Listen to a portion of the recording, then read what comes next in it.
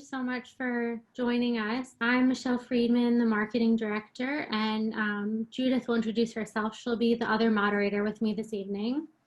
Hi, good evening, everybody. I'm Judith Harbor. I'm the social worker here at Animal Medical Center. I run our pet loss support group, but I also do work individually with clients and families and with our staff too. So I'm really glad to be here. I think it's going to be a really fun discussion. Thanks, Judith. And I'm so pleased to introduce Ann Hohenhaus, our veterinarian and expert who's with us this evening. Ann is really one of our incredible vets at AMC. She's double board certified in both oncology and internal medicine. She's one of the hospital's official spokespeople, so she's regularly in the news. She writes our weekly blog, which is all just to say she is an absolute expert with decades of experience, which we're so lucky to have her here tonight and to be sharing with us. And now Judith is going to tell us a little bit about how we're going to proceed this evening. All right. So we did solicit some questions from all of you who registered, and we got a huge response. So we're really glad that everyone sent in questions. We're going to get to as many of those as we can. And then we're also going to be able to take some questions from our chat. And I see that we have some people who are already submitting questions, which is really awesome. Dr. Hohenhaus, if you're ready, feel free to start off with our dental health questions. Okay, I'm ready to go. So the first dental health question we got is, what toothpaste and toothbrush do you recommend, and how often should we change toothbrushes? So AMC's board certified dentists don't actually have a toothbrush that they prefer. They would say it needs to be a soft toothbrush if you're going to use a human toothbrush from the drugstore. AMC also has these little toothbrushes I think are adorable. They look like a finger puppet with bristles on the end of it. That's really convenient if your pet isn't resisting toothbrushing. But if your pet's chomping away, that might not be the best thing to put your fingers in their mouth. And if you can't brush their teeth, you can buy dental wipes at Petco.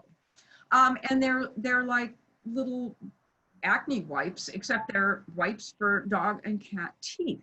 So I think that any of those the dentists are happy with at AMC. Replacing the toothbrush, it should happen when the toothbrush is frayed or worn. So the little finger toothbrushes, certainly if they lose their bristles, or if a regular toothbrush, the bristles start to splay out. But how often you change it depends on how often you brush your pet's teeth. The dentist would say that there's no recommendation for toothbrushing in terms of frequency, which I thought was interesting when I had Dr. Martell on the Sirius radio show. And he said some dogs, we don't ever recommend that people brush their teeth. Like, for example, Labradors. They usually have fabulous teeth throughout their whole life. Little dogs, small breed dogs, tend to have worse teeth. And I asked him why that was, and I thought that his answer was really interesting. It's because they've got the same number of teeth as Labrador does, but they're crowded into the mouth. And so small dogs tend to have worse dental disease, and therefore small dogs are ones who I think we really need to prioritize brushing in, because they in general have the worst mouths. But like greyhounds have very bad teeth. And so if I had a greyhound patient, I would say you should brush those every day. That's great to know. We got another dental health question from a viewer, and they said their dog's teeth are loose. A few years ago, they were told they need to wash those teeth because of gum bone loss. They're just wondering what they should do about those teeth and if there's any precautions or measures. Well, I was just going to chime in that one of our participants had a similar question on chat that said, my dog's front teeth are moving a lot and want to know if they're in pain. So it's sort of related.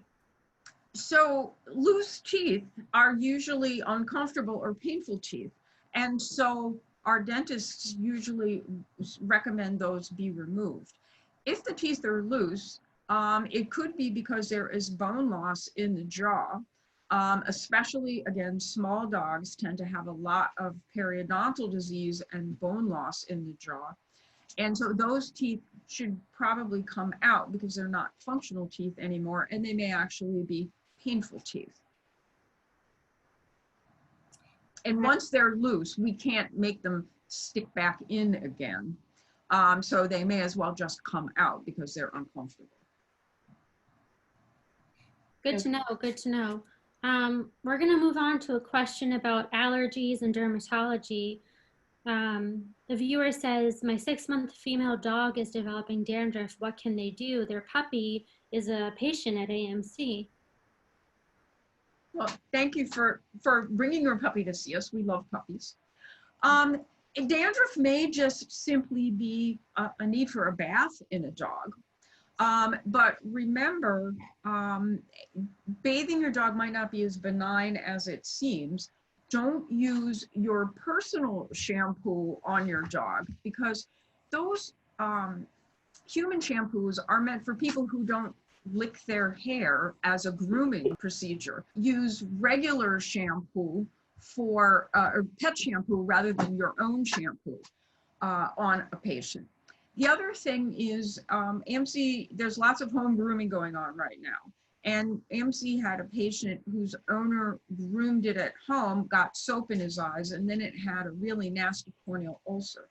So I asked Dr. Vandervoort, and she recommended that if you're going to bathe your own pet, you should go to the store, the drugstore, and in the eye section, get some sterile ophthalmic petrolatum. It's like sterile Vaseline for eyes. It comes in those little teeny tubes like eye medicine stuff do. If you put that in the eye before you bathe the pet, that provides a protective coating over the eye so that we don't end up with corneal ulcers secondary to soap in their eyes. And then, of course, you don't need to shampoo around their face. You can just wash their face with water and a washcloth rather than soap and water in the face, which is guaranteed to cause a problem. And also try no more tear shampoo. That's to your pet's eyeballs advantage as well. Thanks for that. That was helpful. So we've gotten a lot of questions on our chat already. So we are going to do our best to get to as many as possible. But I will just go ahead and jump into some of those. So we have a question from, I'm just reading my chat here, from a participant who has an 11.5-year-old female dog who's generally healthy, but had a splenectomy in February of 2019, which was a benign hemangiosarcoma. But now she appears to have some arthritis in her left rear leg. They're asking, what can we do to give her some relief so that she walks a bit more, which seems to have been getting more limited in the past week. She's been prescribed gabapentin, 300 milligrams. Are there other options like carprofen? What dose is effective? What are some side effects? And how do you know if it's working or not? There was another question related about arthritis and Rimadyl and whether there are other options besides Rimadyl. So it sounds like there are some folks who are dealing with their dogs having arthritis. So what do you think? Managing arthritis, it needs a multi-pronged attack. Gabapentin is a good drug, and for some animals it provides all the pain relief that they need. Carprofen is the same as Rimadyl. It is like ibuprofen, so they kind of sound the same, but you can't give ibuprofen for dogs because it just doesn't agree with them. So that's a good medication. There are lots of different arthritis medications in the non-steroidal anti-inflammatory group, which that's where carprofen or Rimadyl lives. And Rimadyl was the first one of those drugs to the market. And I don't know that the other ones have improved on the ability to control pain. I think for some individuals, one drug might work better than the other, but I happen to think Rimadyl most of the time works and helps the patients that I have. Body weight is another situation. Overweight dogs have to bear more stress on their joints. So if you've got bad joints and then they have to work harder, that's not a good thing. So weight loss is part of our multi-pronged approach. Nutritional management. There are diets designed to decrease inflammation in joints, and there are supplements also designed to decrease inflammation in joints. And those are prescription diets because they have been manipulated to treat a medical condition. And so those are diets that you have to talk to your veterinarian about prescribing. There are other medications that you can use if gabapentin isn't working. And usually we try one and see how the pet does and add something on top of that as is needed. Rehabilitation is something else to think about, because when muscles are stronger, they support joints better. So physical therapy might help your pet. And in the realm of physical therapy, there's also water treadmill that may make them stronger. We have other laser devices and other things that can be done in the rehab realm. And also acupuncture can be very helpful for some patients with arthritis. So there's, besides gabapentin, I think I just gave you like 6 other things that might be a possibility. And so those would be things to see your veterinarian and talk about which of those are the right things for your particular pet with arthritis. If the lameness is getting really bad, the other thing to think about are more diagnostics. Does this dog have Lyme disease? Does this dog have just arthritis? You know, my background in oncology makes me always say, are we sure it doesn't have a bone tumor that's making it painful? So x-rays and a diagnostic workup may be useful in these pets as well. Excellent. Excellent. Thank you, Dr. Hohenhaus. We're getting a lot of questions about allergies, so we'll turn to those now. We've gotten a few questions along these lines, viewers wanting to know they have dogs with allergies that get itchy and red and crusty. What can they do to help these dogs? So right now, I'm going to tell you that everybody is itchy. My eyes are itchy, and I was sneezing away today, and someone was like, stay away, you might have the virus. And I was like, no, I have the virus, I have allergies. So everyone's miserable right now, including our pets. And for those people who have escaped the city for a house in the country, those pets are suffering extra because there's more pollen, there's more grass, there's more flowers, there's more of everything out there. So some simple things that you can do. Dogs tend to be most itchy in their feet, face, and ears. So when your dog comes in from the outside, wash those feet and face and ears to get the pollen off of the pet, because that's what makes them so itchy.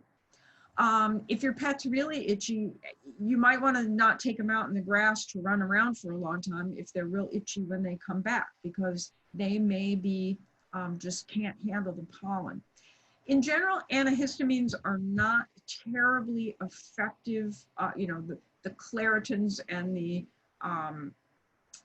whatever all those other drugs are in my medicine cabinet in the bathroom, they tend to be not terribly effective in dogs that are itchy. There are prescription medications that are really terrific. Apoquel is a daily pill, and Cytopoint is a monthly injection. Those have given a lot of relief to animals that are itchy.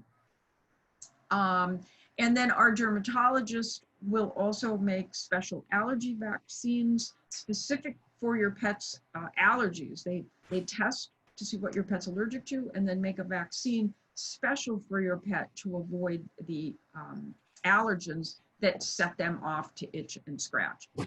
Also keep in mind that allergies can result in secondary yeast and bacterial infections. So your pet may be itchy, but it may also have an infection that needs to be treated, especially if you've got crusty, oozy lesions on the skin or a lot of little red spots with scabs. All of those might suggest that you have the pet has an infection secondary to the allergies. And that particular question was about dogs, but we're getting some follow-up questions from cat owners. Is it the same kind of general advice that you would give for cat owners, or different treatments?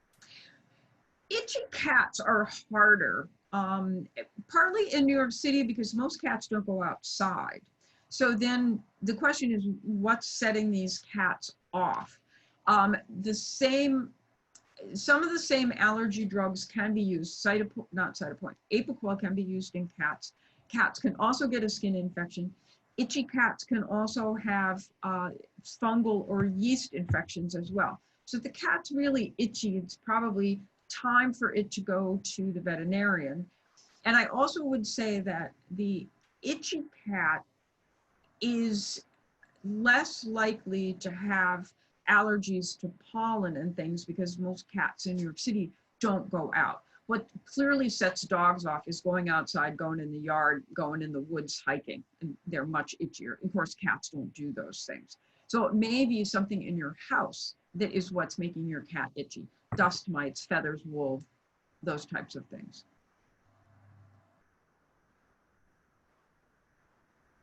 Excellent.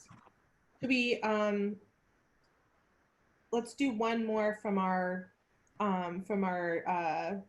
list that was pre-submitted.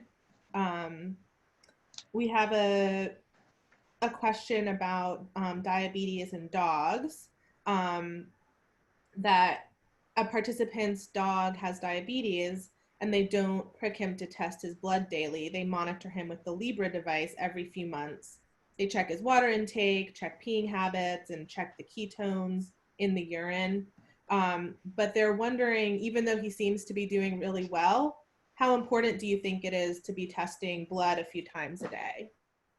So in people, maintaining your blood sugar at as close to what your normal pancreas would do is critical, because people have diabetes for 40, 50, 60 years. And that diabetes in people causes vascular problems, and it causes retinal problems, and it causes kidney problems, it causes high blood pressure. So the better people can control their diabetes, they're going to live longer with fewer complications. Our pets don't live as long with diabetes, and they also tend not to develop the complications that people get with diabetes. The other thing to keep in mind is, although cats or dogs with diabetes might develop cataracts, they don't need to drive, and they don't read, and they don't need to see to carry out their day-to-day life. So we don't worry, at least I don't worry as much about tight diabetic control in dogs and cat patients, because we're not trying to prevent the complications that we are in people, where we want really, really tight diabetic control. So I had a diabetic cat for, I don't know, 10 years or something. And let me tell you, that cat didn't have the tightest diabetic control. And he still lived to be 16. So it is less important, and I think a Libra every 3 or 4 months, being sure the pet's not ketotic, being sure the pet's not hypoglycemic, are all excellent ways to manage a pet with diabetes, because our goal is very different than it is in a person with diabetes. That's a really interesting answer. Thank you. So we're going to move to the chat once again.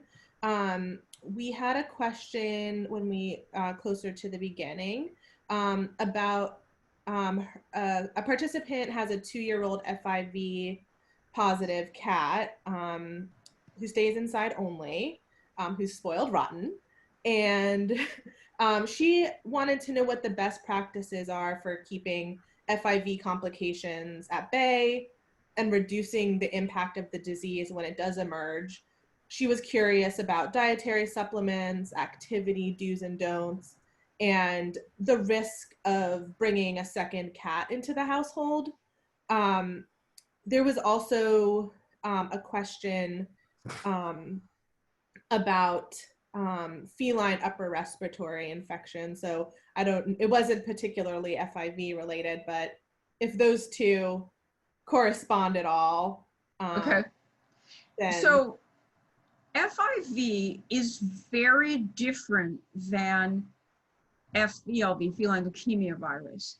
Feline leukemia virus cats don't live as long as normal cats do because the virus usually causes some bad problem.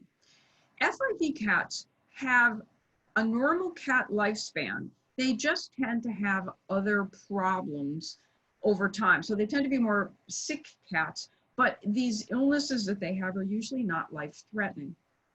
So what's important, I think, is in terms of lifestyle, this cat should stay indoors because you don't want this cat infecting other cats out there. And cats that roam are cats that are most at risk for getting FIV, especially male cats, because it's spread through biting and fighting. So keeping the cat indoors is the good community thing to do. And it's also safer for this cat whose immune system is not that good, then he's not outside, he or she is not outside getting an infection or getting injured that will be a complication to their FIV disease. Cats with FIV should be, just like any other cat, should have annual visits to the veterinarian and make sure they have good preventive care in the form of vaccines, blood tests to detect any problems early, and any other medications that the cat needs to manage its comorbidities. It's not really anything we can do about the FIV, but we can manage its other diseases. And then it needs a nutritious diet, and it shouldn't be overweight because overweight causes multiple problems, not just arthritis, but it causes bladder problems. It's associated with bladder problems. It's associated with diabetes. And so you don't want your FIV positive cat to have obesity as one of its comorbidities, making it sicker. And then there was a question about, can I get another cat? And the answer is that FELV, if you bring other cats into the household, that's more casually spread. And so if you have an FELV positive cat, it's likely to spread that to other cats in the household. FIV is not as spreadable. And so if the cats in the household get along and don't have fights and bite each other, then it probably is okay to have another cat in the household with an FIV positive cat, but not as okay with an FELV positive cat. Question was about upper respiratory disease. And Judith, did they have a more specific question about upper respiratory disease? Yeah, let me get to it. We've gotten so many amazing questions. I'm scrolling back and forth through our chat, and I want to know the answers to all of them. So let me just see. This person brought her cat to the vet and has observed that her cat has shown, sniffling, sneezy, goopy eyes since returning, and she wanted to get some feedback on, how to help that. So cats are really prone to upper respiratory infections, and one of them is caused by a herpes virus. And that virus, like all herpes viruses, hangs around. Once the cat gets it, the virus will reactivate when the cat is stressed. So this would be a common scenario for the cat that's FIV positive, is that it gets stressed, its herpes flares up, and then it gets a worse flare up than the average cat simply because its immune system doesn't work because it's FIV positive. When a cat has a flare-up of these viral infections, there's in general not much to do except keep the cat comfortable, treat any secondary bacterial infections that come along with the viral flare-up, because that virus is permanently in the cat and is going to flare up intermittently over time. So symptomatic things. So if the cat's really stuffy, put it in the shower while you're put it in the bathroom while you're taking your shower. I don't think the cat wants to get in the shower. And use that steam to help break up any gunk in its nose and face. Wash its face to get the crust out of its eyes and ungunk its nose if it's really having a lot of nasal discharge. And then if the cat stops eating, of course, it needs to go to the veterinarian and see what else is going on. And can it be transferred between? These viral infections are very contagious between cats. And that's why we vaccinate cats. The FVRCP, which is feline viral rhinotracheitis and calicivirus, those are upper respiratory infections of cats, and why we vaccinate them against those is because they are so contagious and they make the cats miserable. Yeah. Thanks. Michelle, do you want to move on to some of the other pre-submitted questions? Yeah, sure, thanks. So we've of course gotten a lot of questions, and we know it's on everyone's mind, questions about the virus and how it impacts animals, how to keep our animals safe. So we'll cover a few questions about this topic. The first one is from someone. They say, after working from home for about 8 weeks and being with my cat 24/7, I'm concerned about how he will react when I return to work soon. I am gone for about 10 to 11 hours a day, and he's an only cat. He loved his alone time prior to this, but has gotten used to me being around. Any suggestions or ideas on making this transition easier? And I mean, I know this is something all of us will have to deal with eventually. So I'm going to tell you, first of all, that when Judith and Michelle say there were a lot of questions, there are 7 pages, single-spaced typed questions in, looks to be about 11 font, certainly not 12 font, could be 10. That's how many questions you guys submitted prior to this. That's why they keep saying we have a lot of questions. We've never gotten so many questions before. And we tried to clump them and group them so that I can answer parts of all of them. The kittens you hear screaming in the background are the current foster kittens I have in my office on AMC's Kitten Cam on Facebook. And I have never had, the girl kitten especially is terrible attached to me. And these kittens, because they come to work with me and then they're home with me on the weekend and they're home all the time with me, I've never had kittens that have been so attached to me. They follow me absolutely everywhere. So I know what people are asking about. Some pets are going to be thrilled when we all go back to work on a normal schedule. But for those pets that aren't thrilled, there are all kinds of great pet video devices where you hook them up into your Wi-Fi system at home. And I have a client who is, you know, a 20-something, and he's very techie oriented. And he could call the cat through his cell phone, and he has this little camera and microphone at home, and he can log on, call the cat, talk to the cat, and there are even some of these little devices that will dispense a treat when your pet comes over to the video cam so that you can still interact with that cat when you have to go back to the office because you set it up through your Wi-Fi. So there's great stuff like that out there that if you're tech oriented, you can contact your cat or dog during the day while you're at work and check on them and see what they're doing. And I think that's going to be something that people are really going to have a fun time with when they have to go back to work. If you're not that techie, then you can leave on the radio or TV so that there's some background noise for your pet.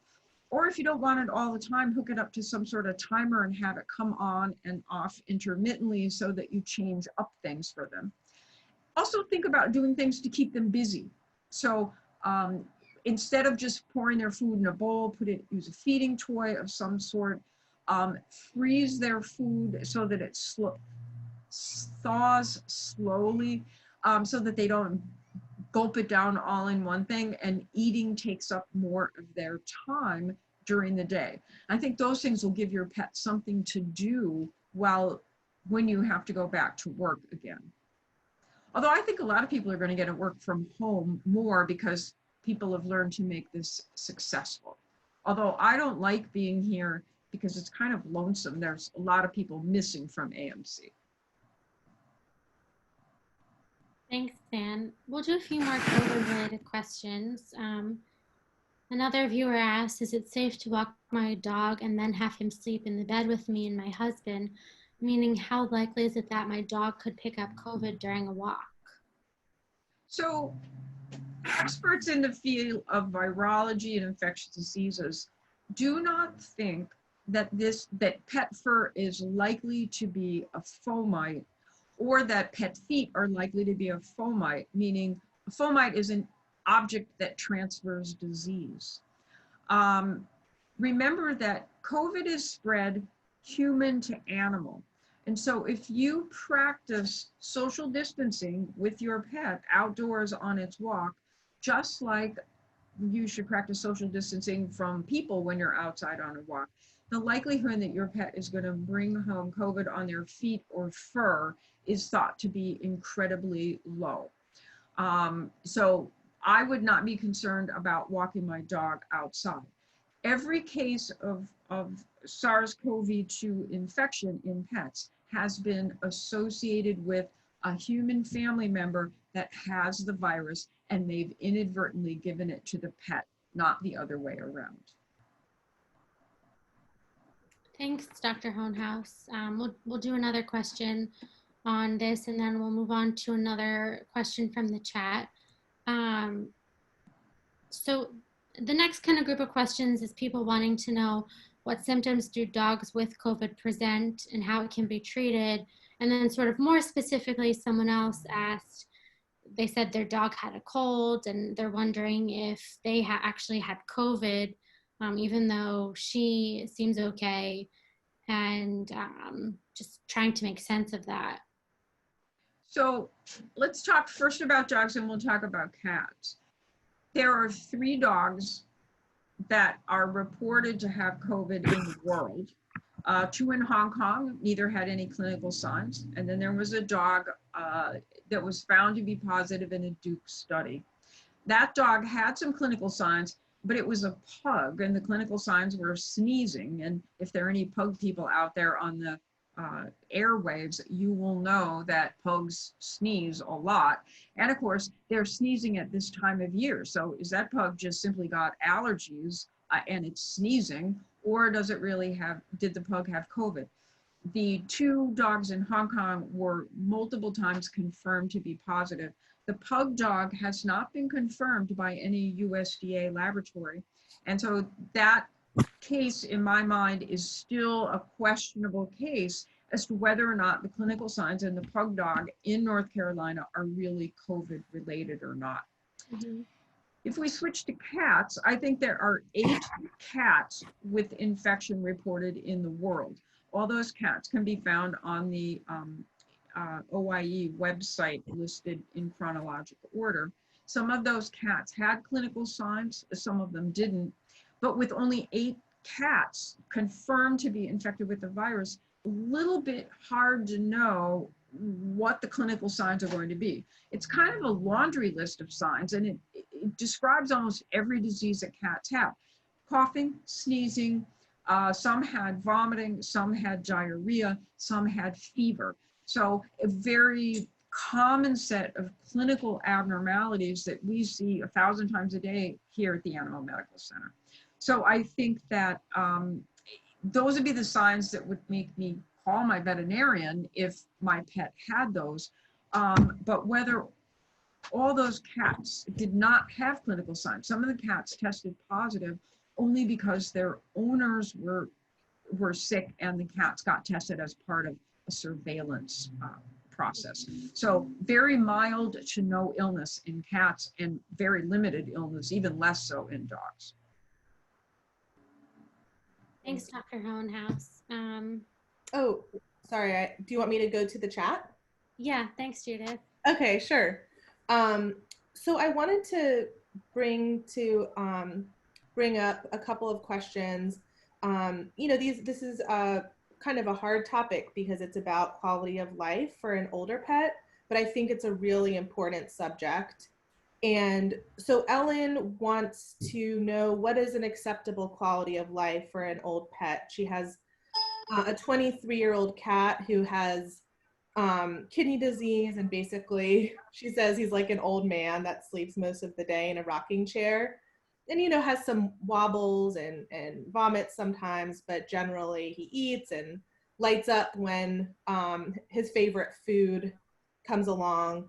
And then Mike had a question too about, how to decide whether to get surgery for his 20-year-old cat.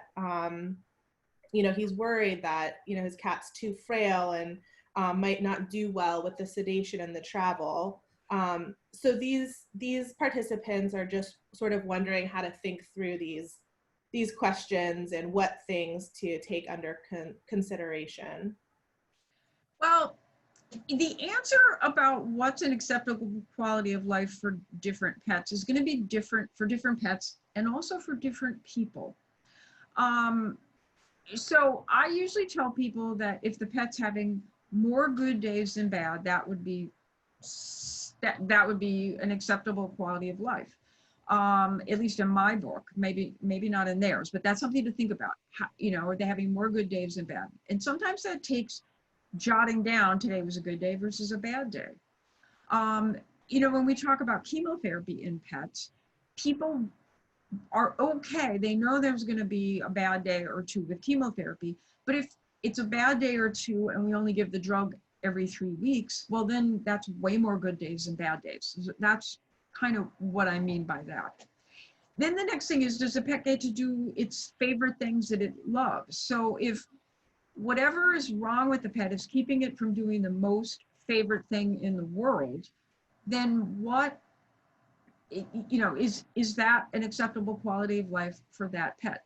Other pets don't really have a favorite thing in the world. They like sitting in that rocking chair, and they're kind of couch potato animals. And then as long as they can get on their sofa, then maybe it's okay.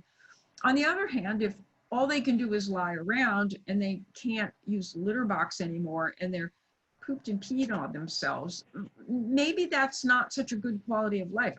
I don't think I would want to live like that, and maybe they don't either. So that's something to think about as well, is that if they don't have good hygiene and they can't take care of themselves, then is that exactly a good quality of life for them? I think that, if the pet comes and greets you at the door when you come home and seems happy to see you, or at least happy that you're home and they know you're going to feed it, then that would be another good thing. The pet loves to eat and the pet still acts like it loves to eat, then that's probably a good quality of life. And then you kind of have to weigh all those things and see what your gut really tells you about how that pet is doing. Regarding the 20-year-old cat and surgery, that's a tough question, because the question is, what's the likely outcome of the surgery? Is the surgery just to diagnose a problem? Is it to correct a problem? If it's going to correct a problem, then what's the prognosis after that problem is corrected? Or what's the prognosis if you don't correct that problem? And then if it's only a test for a diagnosis, then what will be the treatment if you use surgery to make a diagnosis? And is that treatment going to be something that you want for your pet? If you don't want that treatment, then I have to say, well, why do you want the surgery? Because if the surgery is only leading to a next step that you're not willing to do. So I think it's important to ask the veterinarian, what's the next step? So I have surgery and we make this diagnosis. What am I doing? What are you going to tell me I need to do next? Because I want to know if I want to do that or not, because that helps me to know if I want the surgery. Thanks, Dr. Hohenhaus. We've gotten a lot of the same questions, so I'm going to bring it up right now. It's people who are just wondering if dogs should be social distancing right now when they're out on the walk. A lot of people saying that they're seeing that the humans are social distancing, but the dogs aren't, and what the best practice is on that right now. So that's a tough question, because we don't have any evidence that there's any dog-to-dog spread. there may be some early evidence that there could be cat-to-cat spread, although at least in New York City, that's not a problem because most cats don't meet other cats because they stay in their apartment all the time. But there's no evidence that there's dog-to-dog spread. But I would worry if your dog is meeting people you don't know on the street. And I saw two people on the steps of a veterinary clinic the other day petting each other's dogs, and they were way too close to each other.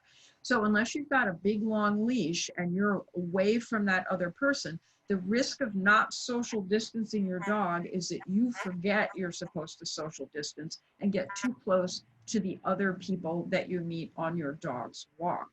So I think it's so tempting, and I find myself slipping in terms of social distancing because A, I'm tired of it, and B, things seem to be a little bit better now, but we will be right back where we were 2 months ago if we don't keep social distancing. So I would tell you that I would social distance my dog from dogs belonging to people that I don't know, that I meet randomly in the park, because you just don't know who's sick, and why would you let them pet your dog when you wouldn't talk to them yourself? Thanks. Yeah, I know so many people are dealing with these tough issues right now. Relatedly, people are trying to think through when they should bring their pets to the vet. So someone asks, their cats and one of their dogs are a month late with their annual visits. They're terribly nervous about taking them in, but they're really worried also about missing vaccines. Do you have any guidance for people trying to make these decisions about coming to the vet? So one of my lovely patients emailed the other day, and she's out of the city at the country house, and the owner wanted to know what to do for Lila. And so I looked at what Lila needed, and Lila is due for distemper parvo. And Lila's an adult, well-vaccinated dog.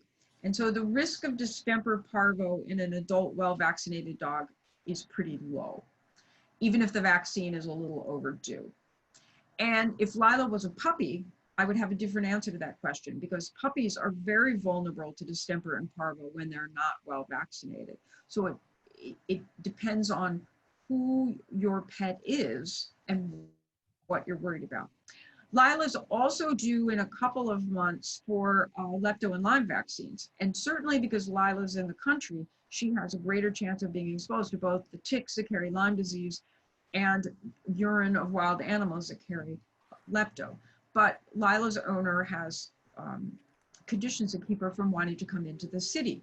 And so I said, well, then let's do more tick control than we normally do. So I refilled their prescription for the monthly flea and tick medicine, and also sent her a flea and tick collar to try and keep the ticks away from her. And also renewed the heartworm medicine because we need not to have heartworm cases because we're forgotten to give that medicine during this time. Rabies is something that Lila was also due for. And rabies, we know that that vaccine is a really good vaccine, and it doesn't stop working 3 years from when you last give it. So I feel comfortable delaying Lila a little bit on her rabies vaccine because that vaccine is a good one and doesn't instantly expire. But I did caution the owner that because Lila's in the country, she should stay away from any wild animals, and they should just let her out in the woods to run, because she might come in contact with something that did have rabies. Most specifically around these parts are raccoons, but also bats. And certainly if your pet comes in contact with a bat or a raccoon, anytime, vaccinated or not, you need to call your veterinarian because that is a potential rabies exposure. So I hope that that information helps the people worried out there about overdue vaccines. I think that's really helpful. I definitely, I know I saw one that would be good to answer. Like Ann was saying earlier, we had the 7 pages of pre-submitted questions. I think we have as many on the chat. So I see 57 questions in my bubble. oh, do you have a number? I Yeah. don't even have a number, but I think I have 57 in the bubble. this is an interesting question. From Audrey, how do dogs get infections in their nasal cavities? Her 7-pound dog had a MRSA infection in his nasal cavity last year. He uses the wee-wee pad, but also goes on a daily walk for half an hour or so every day. So methicillin, well, let me take one step back. Methicillin, MRSA is methicillin-resistant Staph aureus. And dogs usually don't get methicillin-resistant Staph aureus. They usually get methicillin-resistant Staph pseudointermedius. That's the dog-specific staph. If your dog has methicillin-resistant Staph aureus, you probably got it, or Mignoria got it from a human being that it's in contact with, because that's the human staph bacteria that lives on your skin. Bacteria mutate over time, and so you can have a dog that has a staph infection, and staph is all over your skin, probably in your nose on a good day as well. But then if your pet's on antibiotics, you might kill off the staph, or the staph might decide to mutate and become resistant to methicillin. So that's why we don't want to use antibiotics when patients don't need antibiotics, is because it can select for really bad methicillin, really bad staph bacteria. But usually the staph comes from a dog's own endogenous skin bacteria. That we all have skin bacteria. It's what everyone talks about these days is the microbiome. It's your normal bacteria that lives on your skin, in your lungs, in your nose, in your gastrointestinal tract. But sometimes it goes a little crazy and gets out of balance, and then you have an infection as opposed to normal bacteria. Okay, that's interesting. Okay, I know we had one that I think also would be great for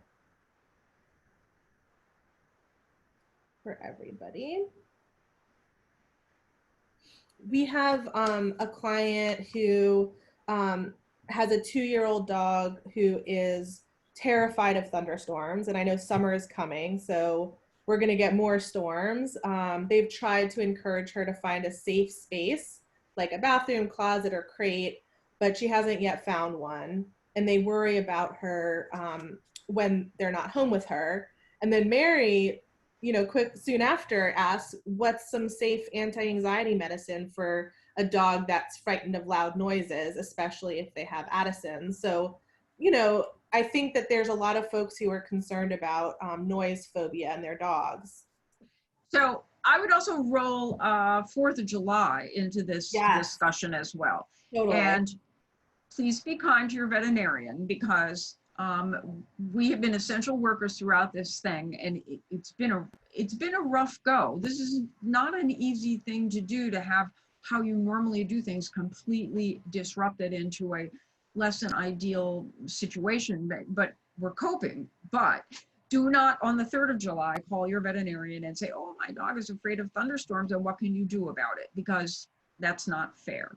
So lumping thunderstorms and 4th of July all into the same thing, which is noise phobia. Dogs get noise phobia because noises can be unpredictable, and so they don't know when this noise is coming, and therefore they don't become habituated to it. And so it's really hard to do behavior modification therapy and get them used to the noise that they are random and can't predict. So here's some suggestions. I have one patient, and some people think that the static electricity in the air preceding a thunderstorm causes static electricity in the pet's coat, and they start to get crazy. And this dog gets much better for thunderstorms if the owner rubs her with an unscented dryer sheet, which gets rid of the static electricity in the coat. So if you know a storm is coming, rub your dog down with the unscented dryer sheets, not those smelly things, which you poor dog would suffocate with all that perfume rubbed onto their coat. You can also use a thunder shirt. People with, is it autism? feel better when they're tight. It's someplace tight and cozy. And so putting a thunder shirt, which is a stretchy little shirt that's tightly fit on your pet, will often help with anxiety related to a lot of things, but thunderstorms and fireworks as well. If you can predict thunderstorms are coming, maybe by your pet's behavior, you could put them in their crate, cover the crate with blankets to muffle the sound. You could even put cotton in their ears if they'll let you do it, and let them chill in the crate with a white noise machine of some sort to keep them away from the thunderstorm. It's hard to medicate pets against thunderstorms unless you're like the weatherman and are always paying attention to it. What's going on, what's coming next in storms. Because by the time you realize there's a thunderstorm and you give the medicine, the thunderstorm is over and the medicine hasn't gone to work yet. So that's really the challenge, is you really have to be anticipatory about thunderstorms. Now, it's not that hard to be anticipatory about the 4th of July because you know it's coming. It comes the same time every year. But the unpredictable thunderstorm, very hard to medicate pets. You can medicate pets with drugs. It's just hard to do. And what medicine works for your particular pet, you really need to work with your veterinarian to find the one that works best. And maybe the fastest in your pet so that you can do that. But they're all prescription medications, so I can't just tell you what to get because you need a prescription to do them, but there are drugs available. So I hope that helps our noise-phobic patients out there. It's a hard time of year. Yeah. It is a hard time of year. So we have a few more minutes, so we're just gonna do 1 or 2 more questions. We've gotten a few questions about incessant grooming. Basically, this viewer wants to know why their dog is constantly licking and what does this indicate. We've also gotten the same question from cat owners. So licking could be itchiness. And if the pet has recently started itching or licking, then I would worry about allergies, especially in dogs, although maybe in cats. In cats, they might groom excessively if their thyroid is out of whack. When cats get hyperthyroid, which is a really common disease of cats, they overgroom because they do too much of everything. They eat too much, they drink too much, they poop too much, and they groom too much. And so it might be that the pet is hyperthyroid. It could be, our dermatologist definitely sees animals they think has obsessive compulsive over grooming. And so then that would take a different set of medications to treat that. And there are some funny cat diseases called feline hyperesthesia syndrome. Hyper meaning too much, and aesthesia meaning feeling. And these cats ripple their skin, and they'll just be walking and all of a sudden jolt and stop and lick and groom and chew. Maybe because they have some sort of skin sensation that's making them lick and chew, but it's more a psychological disorder, not a physical disorder. But to sort through these, you really need a trip to the veterinarian to figure out if your cat's hyperthyroid or if your dog is itchy because it has allergies. Mm-hmm. Thanks, Dr. Hohenhaus. And this will be our last question this evening. It's a viewer who would like to know, how can I prevent my spayed female cat from peeing over the edge of the litter box? So it may be that the litter box is too small for her.